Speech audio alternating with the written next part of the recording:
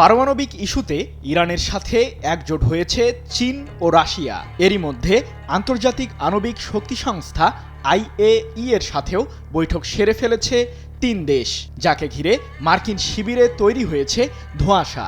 এদিকে ওমানের রাজধানী মাস্কাটে যুক্তরাষ্ট্র ও ইরানের বিশেষজ্ঞ দল বসছে আলোচনায়। মার্কিন প্রশাসন ইরানের পারমাণবিক কার্যক্রম পুরোপুরি বন্ধ করতে চাইলেও সায় দিচ্ছে না তেহরান, যার কারণে ইরান জুড়ে যুক্তরাষ্ট্রের বোমা হামলার শঙ্কা বেড়েই চলেছে। কবে নির্ধারিত হচ্ছে ইরানের পারমাণবিক কার্যক্রমের ভবিষ্যৎ, এই প্রশ্নের উত্তর খুঁজতে উদগ্রীব বিশ্ব।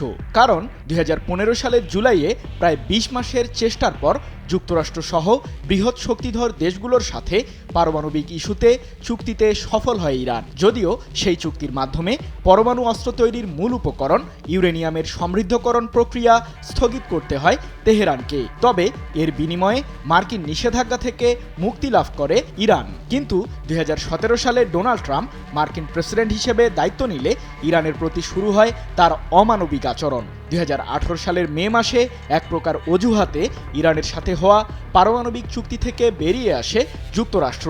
পরবর্তীতে ইরানকে লক্ষ্য করে কয়েক দফায় নিষেধাজ্ঞা জারি করেন ট্রাম্প। শুরু হয় ইরানের বিরুদ্ধে মার্কিন প্রশাসনের পত্রযুদ্ধ। দ্বিতীয় মেয়াদে দায়িত্ব নিয়ে আবারও একই কাজ করছেন যুক্তরাষ্ট্রের 47তম প্রেসিডেন্ট। যদিও এবার তিনি ইরানের সাথে সমঝোতায় যেতে বেশ কয়েকটি পদক্ষেপ গ্রহণ করেছেন। এরই মধ্যে পারমাণবিক ইস্যুতে ওমানের মধ্যস্থতায় 2 দফার পরোক্ষ বৈঠক শেষ করেছে যুক্তরাষ্ট্র ও ইরান। যদিও কোনো চুক্তি কিংবা সিদ্ধান্তে এখনও পৌঁছাতে পারেনি দুই দেশ। তবে আলোচনার মাধ্যমেই বিষয়টির সুরাহা করতে আবারও তৃতীয় দফায় মাস্কাটে বৈঠকে বসছে ওয়াশিংটন ও তেহরান। তার আগে পারমাণবিক বিষয়ে চুক্তির কাঠামো তৈরি করতে আলোচনায় বসবে যুক্তরাষ্ট্র ও ইরানের বিশেষজ্ঞ দল। মূলত এই বৈঠকেই নির্ধারিত হতে পারে ইরানের পারমাণবিক কর্মসূচির ভবিষ্যৎ। এদিকে আলোচনার টেবিলে বন্ধুদের সমর্থন পেতে তোড়জোড় চলছে ইরানের পররাষ্ট্র মন্ত্রণালয়ে। 17 এপ্রিল ঝটিকা সফরে রাশিয়ায় যান ইরানের পররাষ্ট্রমন্ত্রী আব্বাস আরাকচি। রুশ প্রেসিডেন্ট ভ্লাদিমির পুতিন ও দেশটির পররাষ্ট্রমন্ত্রী সের্গেই ল্যাভরভের সাথে বৈঠক করেন আরাকচি। মূলত বন্ধুরাষ্ট্রটির সমর্থন আদায় করতেই এই ঝটিকা সফরে যান তিনি। ইরানকে পারমাণবিক ইস্যুতে সব ধরনের সহযোগিতার আশ্বাস দেন পুতিন ও ল্যাভরভ। এরপরই চীন যান আব্বাস আরাকচি।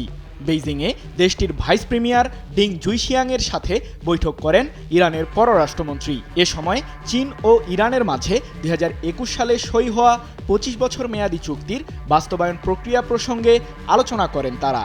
এই চুক্তির সাহায্যে চীনে ইরান দীর্ঘমেয়াদে জ্বালানি সরবরাহ করবে। বিনিময়ে ইরানের জ্বালানি ও অবকাঠামো খাতে বিনিয়োগ করবে বেইজিং। 23 এপ্রিল এক প্রতিবেদনে বিষয়টি নিশ্চিত করেছে লন্ডন ভিত্তিক সংবাদ মাধ্যম ইরান ইন্টারন্যাশনাল।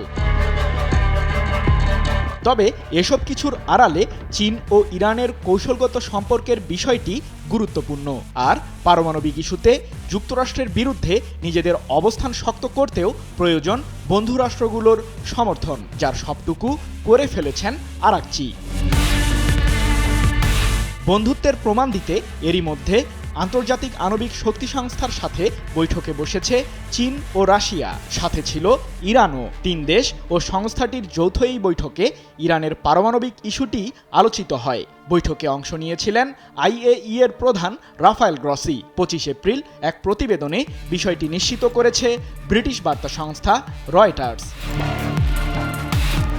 প্রাণ সসের মাখামাখি টেস্ট নুডলসকে করে তোলে আরো ইয়ামি, আরো জোস। প্রাণ সসের যুক্তরাষ্ট্রের সাথে ইরানের পারমাণবিক কর্মসূচির রাজনৈতিক ও কূটনৈতিক নিষ্পত্তি করতে IAEA এর ভূমিকা নিয়ে সংস্থাটির সাথে গভীরভাবে আলোচনা করে চীন, রাশিয়া ও ইরান।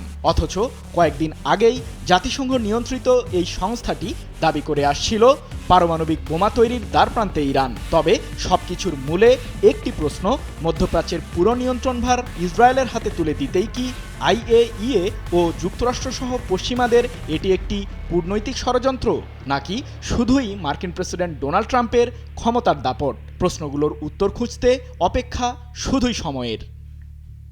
সৃজন মাহমুদ, নিউজ 24।